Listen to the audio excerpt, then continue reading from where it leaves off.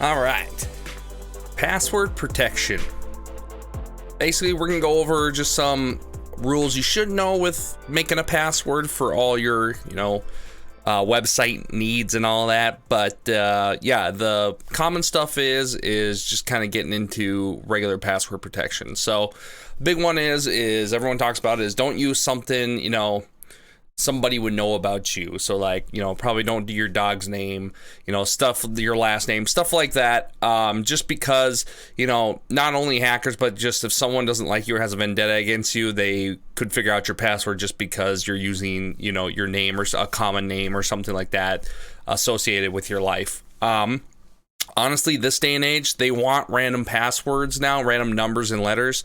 Personally, I just stick with, just thinking of a weird hobby or something, or, just think of anything that isn't directly associated with you, something that you like or something like that. And then, making sure you have at least a capital letter and you have a number, and you also pretty much have to have a symbol these day and age.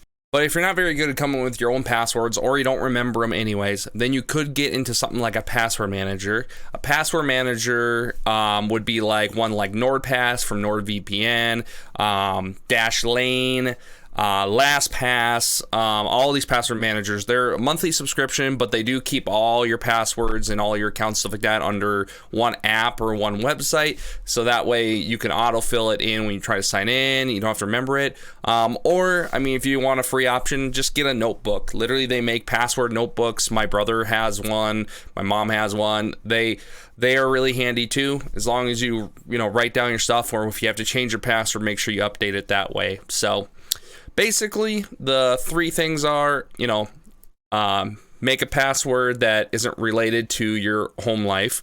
Make sure you have a capital letter, symbol, number on it. Or the second option would be get a password manager and let it generate random passwords for you, and then it keeps all in a list. Or three, make your own password, but then write it in a password book so you have it available with you as well.